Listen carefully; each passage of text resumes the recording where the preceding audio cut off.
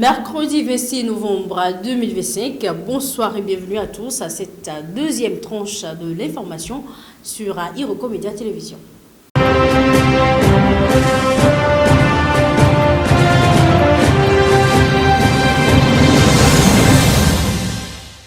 On démarre avec l'actualité africaine. Au terme de 2 jours de travaux à Luanda, le sommet Union africaine-Union européenne s'est conclu sans annonce majeure, mais avec une série d'engagements réaffirmant la solidité d'un partenariat décrit comme unique et stratégique.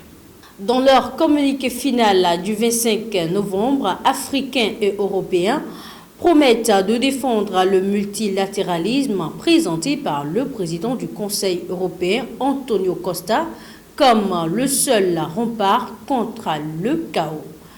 Les deux blocs souhaitent aussi intensifier leurs échanges commerciaux et coopérer davantage sur les minerais stratégiques. L'Afrique a insisté pour que l'Europe contribue à créer des chaînes de valeur locales, notamment autour du cobalt et de la production de batteries, a souligné le chef de la diplomatie angolaise, Tete Antonio.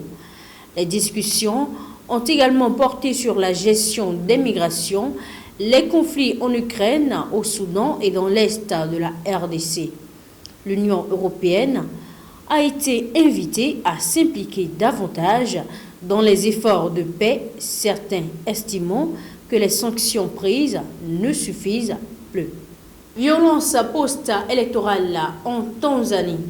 Plus d'une centaine de jeunes arrêtés après des manifestations du 29 octobre dernier ont été libérés conformément à la promesse de la présidente Samia Suluhu Hassan, réélue avec 98% des voix. Accusés pour certains de trahison, un crime passible de mort, ces jeunes avaient été interpellés pour leur participation ou leur simple présence lors des protestations qui ont éclaté le jour de l'élection. La chef de l'État affirme vouloir engager un processus de réconciliation, estimant que ces manifestants avaient été entraînés par l'effet de groupe. Cependant, la détente affichée masque une répression persistante. Activistes, influenceurs et membres de groupes WhatsApp continuent d'être arrêtés alors qu'un nouvel appel à manifester est lancé pour le 9 décembre à venir. Le gouvernement a même annulé la fête nationale, prétendant réorienter les fonds vers la réparation d'infrastructures. Les violences du 29 octobre auraient fait des centaines de morts selon l'opposition, malgré le silence des autorités. Une commission d'enquête vient d'être annoncée, mais des ONG dénoncent une opération de dissimulation. Et pour finir, au Moyen-Orient, en Syrie plus précisément, des milliers de personnes ont manifesté le 25 novembre dans les régions alaouites pour dénoncer une nouvelle vague de violences confessionnelles.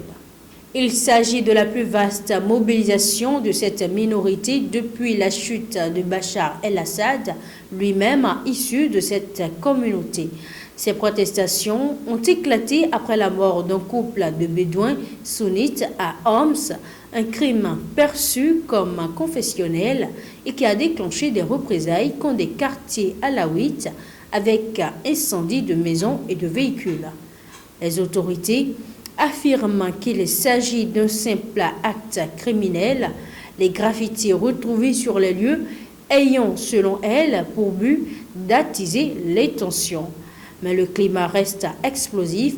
Ravivons le souvenir des massacres du mois de mars qui avaient coûté la vie à 1700 alaouites, ainsi que des violences de l'été entre Druzes et Bédouins. À l'attaquer et sur la côte, les manifestants réclament justice, sécurité, départ des groupes armés et libération des détenus. L'OSDH a recensé 42 rassemblements, parfois émaillés d'échauffourées. Ce sera tout pour ce deuxième rendez-vous de l'information du jour. Merci de nous avoir suivis. Au revoir.